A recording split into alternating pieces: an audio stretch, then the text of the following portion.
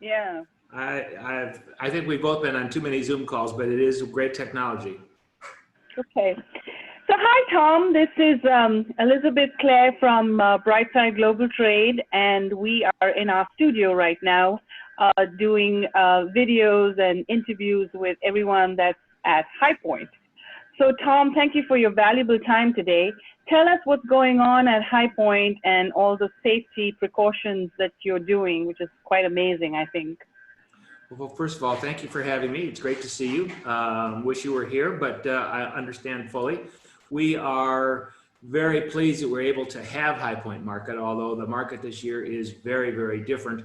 And that difference is really driven by all of our safety concerns. So let me start at the top. We've made a lot of changes. Number one, the market is a 9-day market instead of the usual 5-day market. We do three-day periods where we recommend buyers to come and choose one of those 3-day periods as their primary period. And we divided the country into half and then asked the buyers to choose one of 2 3-day periods that we assigned half of the country to. Obviously, if they had some difficulty in attending during any of those recommended times, they could come anytime that they wanted. But the combination of moving to a 9-day format, anticipating that we would have less buyers here, asking buyers to choose when they come so that we could control the number of people that were here in High Point was the start for us. The next point for us was to then urge the buyers to set up appointments with the exhibitors. And the reason why we were doing that is that we were able to pull off the market, quite candidly, for a couple of reasons. Unlike a typical convention center event where you have booths and aisles and people tend to congregate, the market predominantly is in 180 plus buildings in a 13 square block area. You know it very well. You've worked it for many years. And so creating social distancing is pretty easy. We were able to convince the governor's team that they should use a retail model rather than a trade show model, and that's what they did. So the rules that apply to how many people can be in a retail store applied to market. And so by urging that the buyer and the exhibitor schedule a mutually convenient appointment time, they're able to control the number of people that were in that particular showroom so that they didn't exceed the mandated limits. So that's kind of where we started from a planning standpoint. The other benefit we had hoped is that manufacturers' reps who, as you well know, get paid on commission and spend a lot of their own money to attend markets, that they could work with their buyers on a regional basis and not spend the whole 9-day period here at market. It's a long market and it's very expensive to be here, obviously. Many years ago, a lot of the European markets lasted this long, but you know, here in America, I guess we're just a little more antsy and we can't sit still that long. So having this 9-day period was very difficult, and we hope that we could help the reps and the buyers by using these three-day periods. Once they got here, every buyer was required to wear a mask. Now that wasn't our order, that's the state of North Carolina is requiring buyers to, requiring everyone to wear a mask if they're inside or if they're outside within 6 feet of each other. If you're just walking on the street and you're with your own family or friends and you've been together for a while, you can certainly take your mask off, and that's helped a lot too, because then people move from appointment to appointment, they could take their mask off. Masks can be very restrictive, as you well know. But everybody that comes to market every day then has to have what we call a health check. They're asked a certain amount of questions, asked if they have any symptoms, have their temperature scanned, and they're given a colored wristband. Today, our color is yellow. So everybody, every day is a different color, and so we have 9 different colors for the market, and everybody gets one, whether they're in a multi-tenant building or if they're in a single-tenant building. So it has really helped us to screen out people that might be running a temperature. As you well know, most COVID people, 60% of COVID people do not have a temperature, but it's where COVID starts. You start to get a temperature, and then you have a lot of other symptoms. There's been excessive cleaning all around the market. One of our good partners created this cleaning task force, so you can't go anywhere and not see people in shirts that are branded Krypton, and they are cleaning benches and they are cleaning tables and all of that. Every building has cleaning crews on doors and doorknobs. Most exhibitors are not serving food, so we've brought in some food trucks. They are regulated by the county, and they have social distancing requirements when you place your order. We set up tables and chairs, and as soon as somebody gets up and leaves, and by the way, we have limited seating so that people don't have to sit real close to each other. When somebody gets up to leave, then those tables and chairs are all wiped down. So we're doing everything that we possibly can to assure the safety of not only our buyers, but our guests, our exhibitors, and frankly, the community. This market was held for the industry because the industry desperately needs the opportunity to see each other face to face and talk about new product. But I think right now, more importantly, product that they can't get. There's a whole supply chain issue, and we can talk about that if you would like.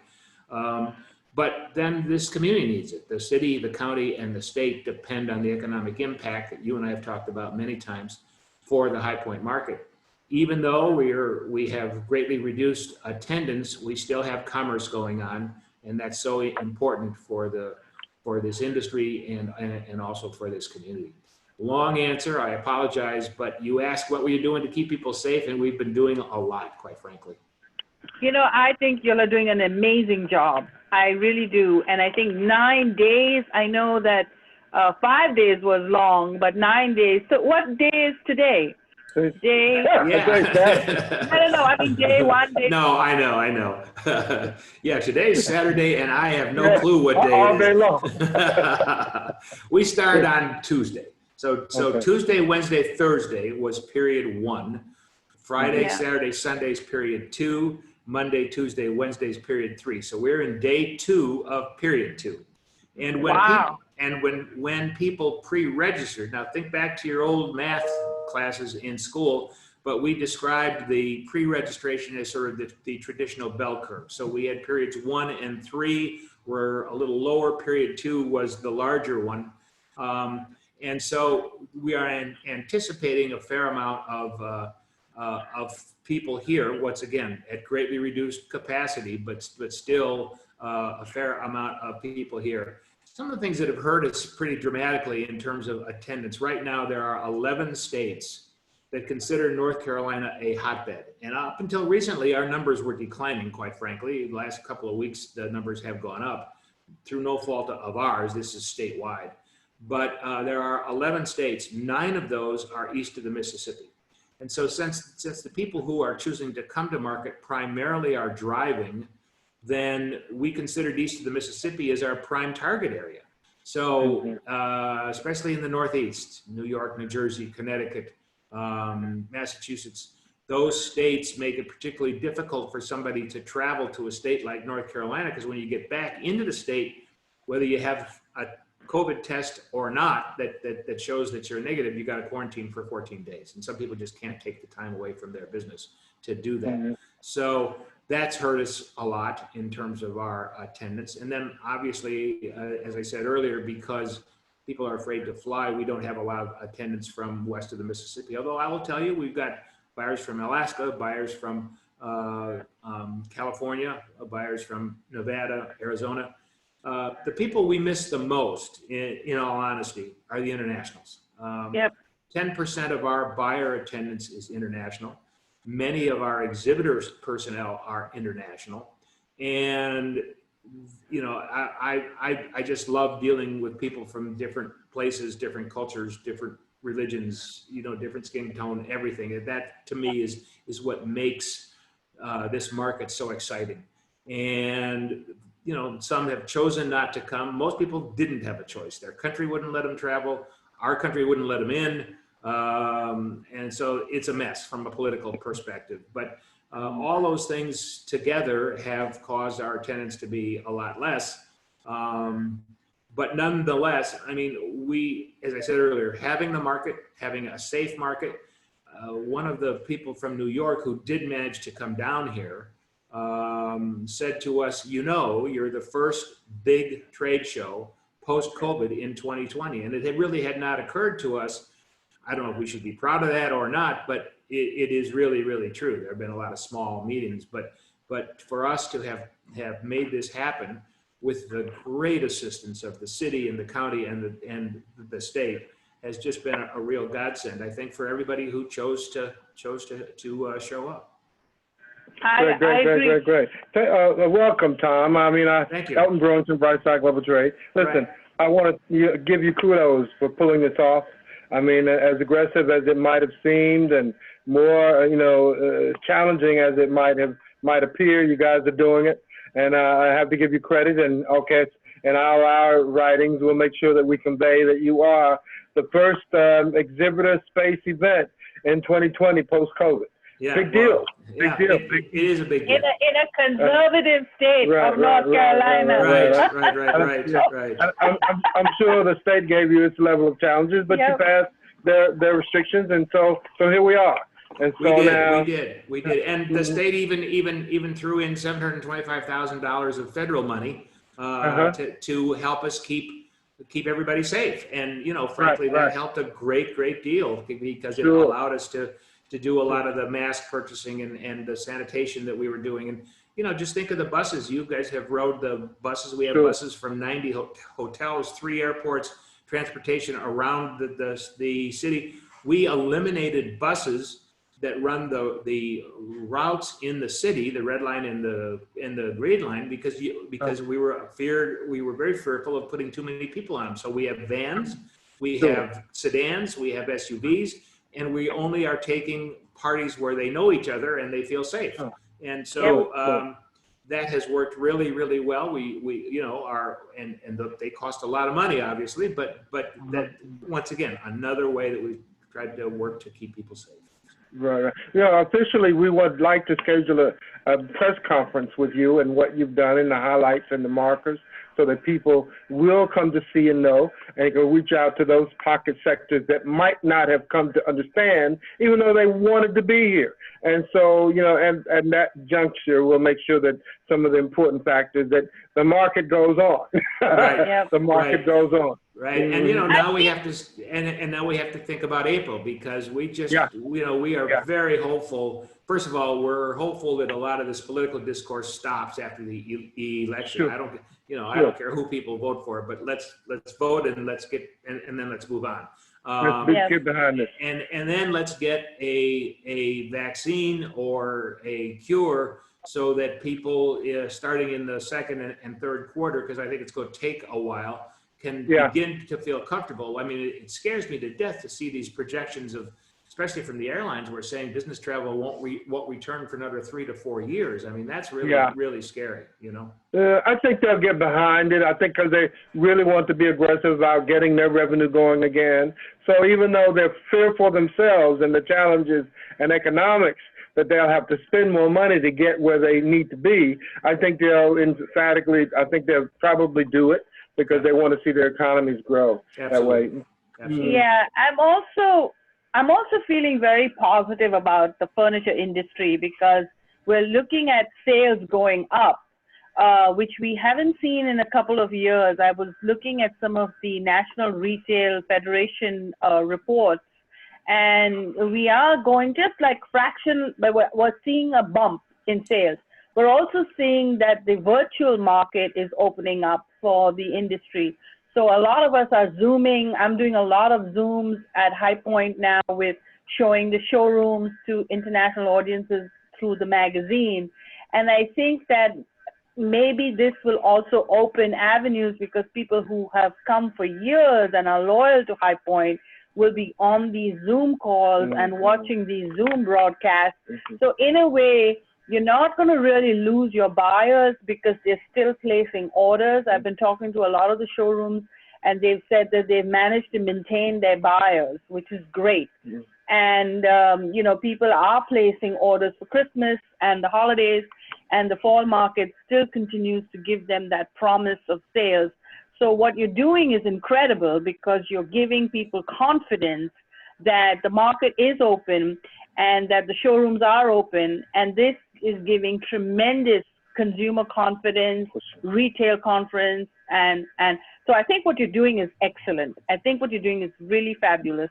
And so my question then is that how were the events? You had a lot of virtual events. Yes. How was the attendance, and was that exciting? I saw it was a fantastic, robust programming. Everything was the same as what we're used to.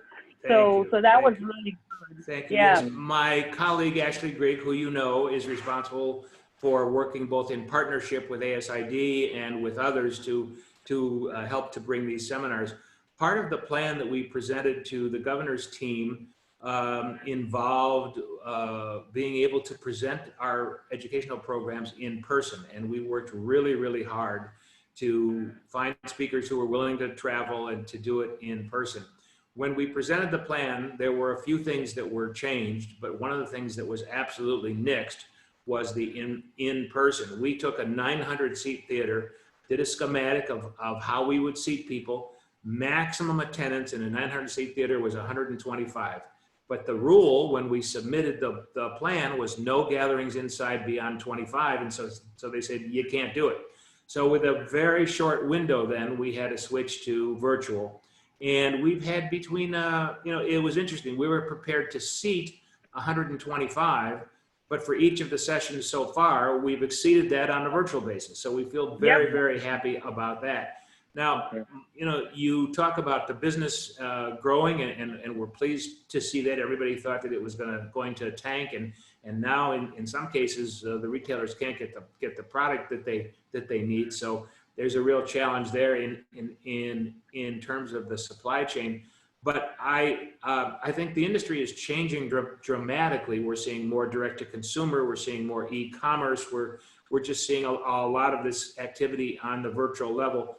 But at the end of the day, we were commenting before you turned on the record button here how we've been on so many Zoom calls that folks really crave the interaction and the face-to-face. And Market does three things. Market provides an opportunity to see product, and that is the number one thing.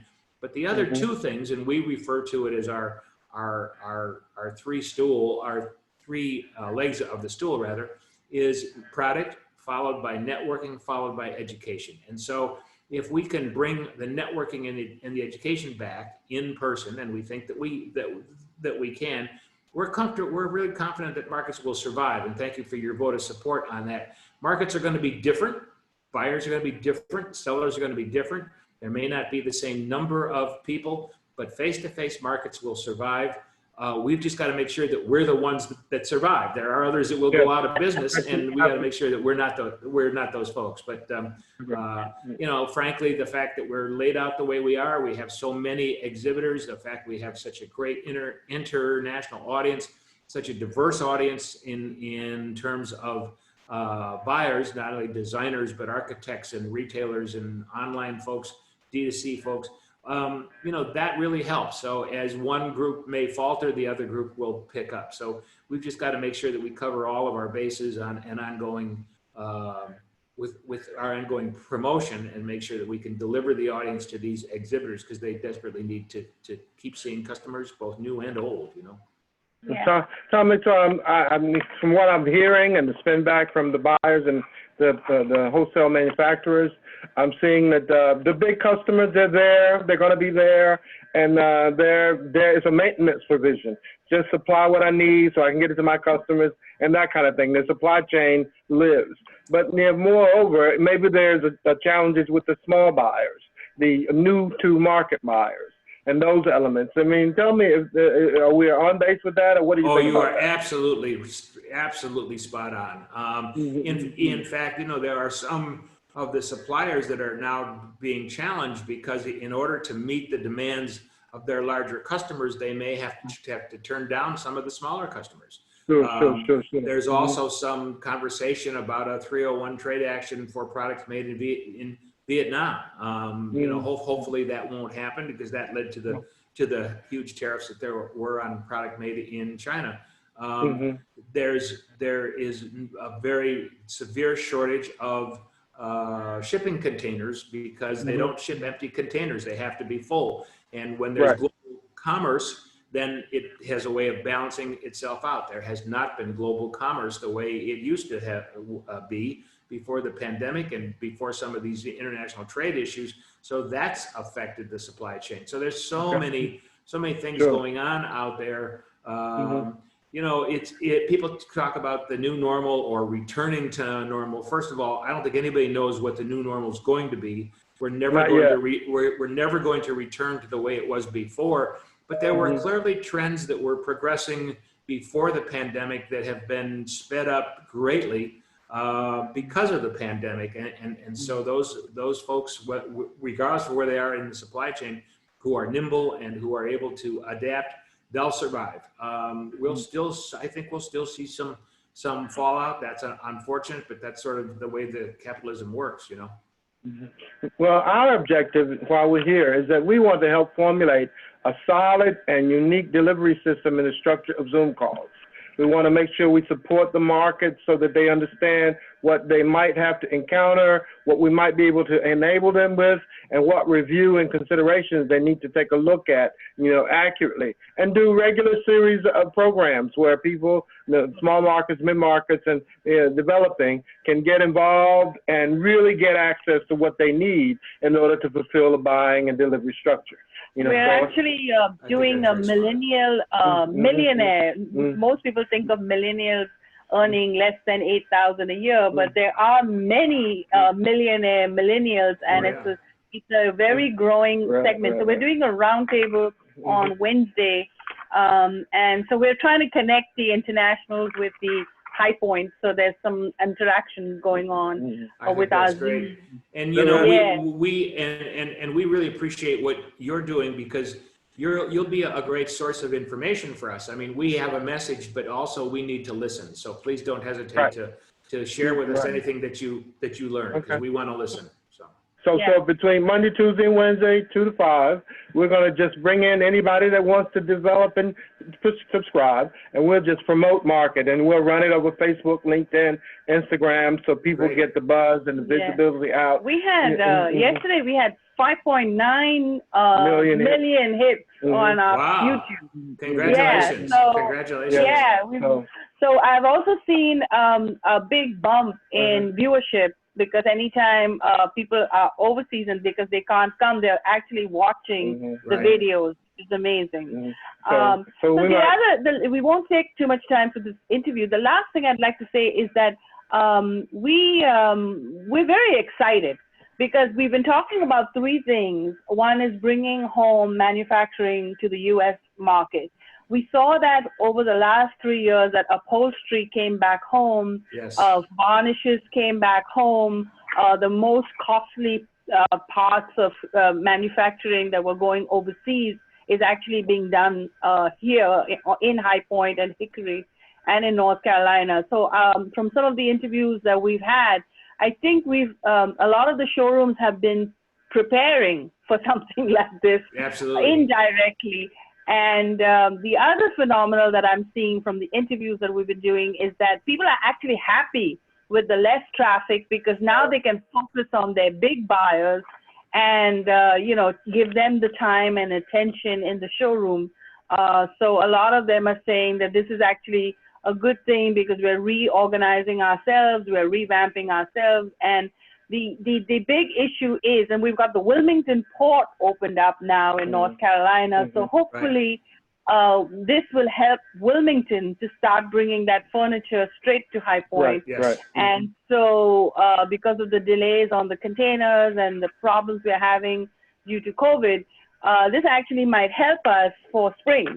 So I think there's some things that we've been planning, but talking about, writing about an editorial, and I think that these things are now becoming essentials. Luxuries, but now they're becoming essential for the market. So what do you think about the Wilmington port, and what do you think about manufacturing home, bringing stuff? I am thrilled that we're seeing more manufacturing, not only in the U.S., but in all of North America, because we have the free trade agreement. And So I think that's fabulous for a whole bunch of reasons. And obviously I would start with North America and American jobs and keeping American capital here. That is really, really critical. As it relates to Wilmington, they've got a huge competitive situation with Savannah, and a lot of our manufacturers and importers are more interested in Savannah. I think we have a wonderful partnership with NC Ports, and they've been working really, really hard. And I think it just is going to take some time to convince them, the manufacturers. And with all the problems going on with COVID, this is probably not the time to convince manufacturers to shift. They should, because a lot of them missed deadlines in getting their product here. And if they'd sent it to Wilmington, they probably would have had it on time. But, you know, old habits die hard. So, yeah, hopefully it'll come along, you know. Yeah. Lastly, there's I don't know if your numbers are true. I estimated about 75,000 people on typical market attended and visibly were there, and I don't know what the online numbers were like, but it gives this market an opportunity to cultivate a value quotient against the data of people online, visibly coming, and those kind of things, and what the value of something like that looks like. What do you think? Absolutely. I've said many times to my colleagues here that there will never be a virtual High Point market, because that would, in essence, say that we're giving up, that we can be replaced virtually.